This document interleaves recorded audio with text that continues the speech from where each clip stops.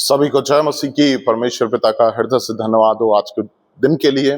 मेरे प्रियो, मैं परमेश्वर का हृदय से धन्यवाद देना चाहता हूँ उसकी अपरंपार आशीषों के लिए जो उसने हमारे जीवन में बना के रखी हुई है। मेरे प्रियो, आज मैं बहुत अच्छी बात आपके साथ शेयर करना चाह रहा हूँ और मेरा विश्वास है कि उसके द्वारा परमेश्वर आपको आशीष देगा। जब हम रूत की किताब पढ़ते हैं, रूत के बारे में हम सब लोग बहुत अच्छे से सुनते हैं कि रूत एक अच्छी स्त्री बताई जाती है बाइबल में, और लोग उसका उदाहरण देते हैं। जब भी मदर्स डे या वुमेन्स डे आता है तो लोग उसके रूत के बारे में प्रचार करते हैं और बताते हैं एक आदर्श महिला कैसी होनी चाहिए, एक कैसी महिला है जो प्रभु के भय में जीवन जीती है। मेरे प्रियो, जब हम रूत की किताब पढ़ते हैं तो उसमें जब हम शुरू से लेकर आखिरी तक पढ़ते हैं तो उसमें कुछ बातें हैं जो पाई जाती हैं जो रूत को महान बनाती हैं।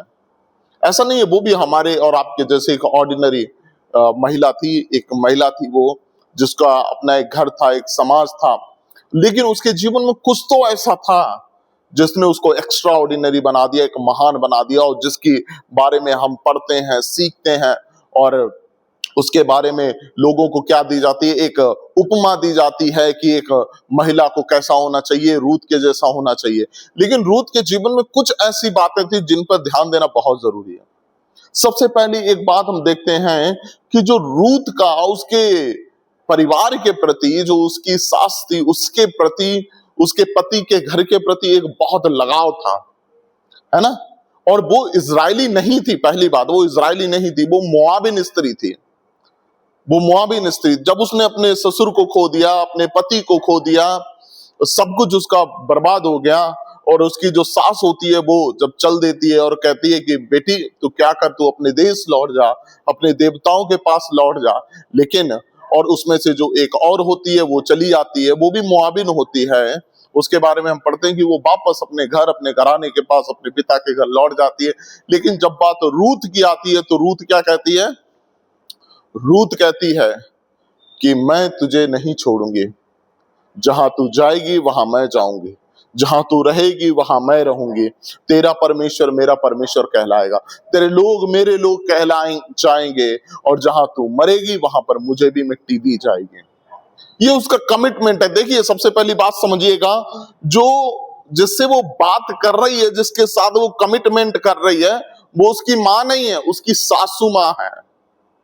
और आज के टाइम पे एक बहुत ही ज्यादा बात जो देखने को मिलती है मसीहों में, कि बहुत से लोग होते हैं मसीहों में, बहुत से ऐसे घर की बहुएं हैं जो प्रार्थना में अच्छे हैं, वचन में अच्छे हैं, चर्च जाने में अच्छे हैं, चर्च के हर एक एक्टिविटीज में भाग लेने में बहुत आगे हैं, बहुत अच्छे हैं, लेकिन कहीं ना कहीं उनकी सासू माँ के साथ उनके संबंध अच्छे नहीं हैं।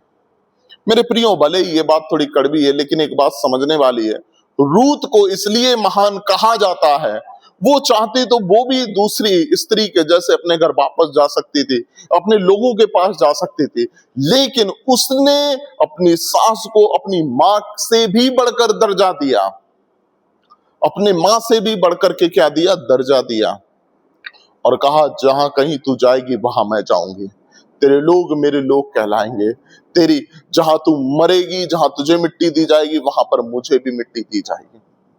इतना समर्पण उसका अपने अपने सास के प्रति। दूसरी बात, उसके जीवन में परमेश्वर का भय पाया जाता था। उसके जीवन में परमेश्वर का भय था।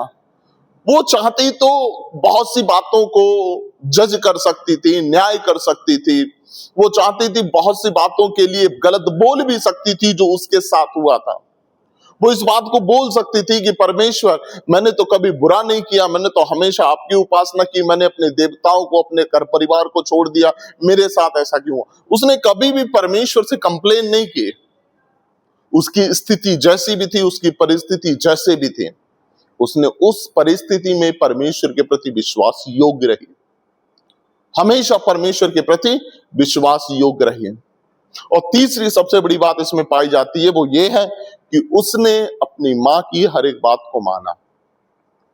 उसकी सासू मां ने उससे जो भी कहा, उसने उस हर एक बात को माना। मेरे प्रियो, अब यहां पर दो बातें हैं।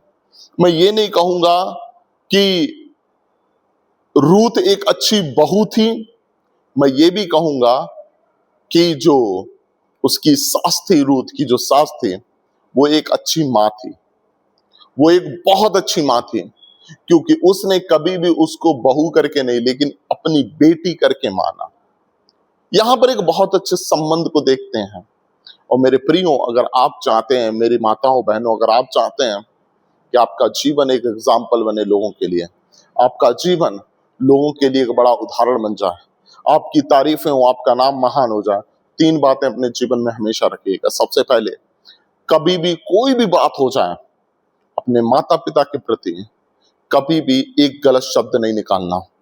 चाहे वो अच्छे हों या फिर बुरे हों, वो आपको समझे तो ठीक है, ना समझे तो ठीक है, लेकिन कभी भी गलत शब्द उनके लिए नहीं निकालना। दूसरी बात, अपने तरफ से जितना हो सके उनकी बात मानो, उनका आदर करो, उनका सम्मान करो, और परमेश्वर आपको ऊंचा उठाएगा। और तीसरी बात, परमेश्वर का भय अपने जीवन में हमेशा माने। परमेश्वर का भय अपने जीवन में हमेशा बना करके रखें। कभी भी ऐसा ना होने दें कि आप सोचें कि कोई आपको नहीं सुनता, कोई आपको नहीं देखता। प्रभु आपको सुनता है, प्रभु आपको देखता है। परमेश्वर का वचन कहता है, अपने माता पिता की आज्ञा का पालन करना, और जब तुम उनका पालन करोगे तो उससे क्या होगा, तुम्हें आशीष मिलेगी और तुम बहुत दिन तक जीवित रहोगे। मेरे प्रियो, रूथ के जीवन को जब हम पढ़ते हैं तो हमें बहुत सी चीजें मिलती हैं, लेकिन ये तीन बातें हमारे जीवन में जरूर होनी चाहिए रूथ के जैसे। मेरी माताओं, मेरी बहनों, अगर आप एक अच्छी माँ बनना चाहती हैं तो आप हमेशा अपने बेटियों को अपने अपने जैसा समझें, कभी भी उनके साथ पक्षपात ना करें। मेरी बहनों, अगर आपको चाहिए कि आप रूथ के जैसे महान बनना चाहते हैं तो आप कभी भी ये पक्षपात ना करें कि आपकी सास कौन है और आपकी माँ कौन है। किसी को कंपेयर ना करें, भले वो आपको समझे या ना समझे, लेकिन आप इस बात में परमेश्वर का भय में रखें, क्योंकि अगर आप परमेश्वर की बात को मानोगे, प्रभु आपको आशीषित करेगा, प्रभु आपको ऊंचा उठाएगा, प्रभु आपके नाम को महान करेगा। वो कभी भी आपको गिरा हुआ नहीं छोड़ेगा। प्रभु आप सभी को आशीष दें। आमीन।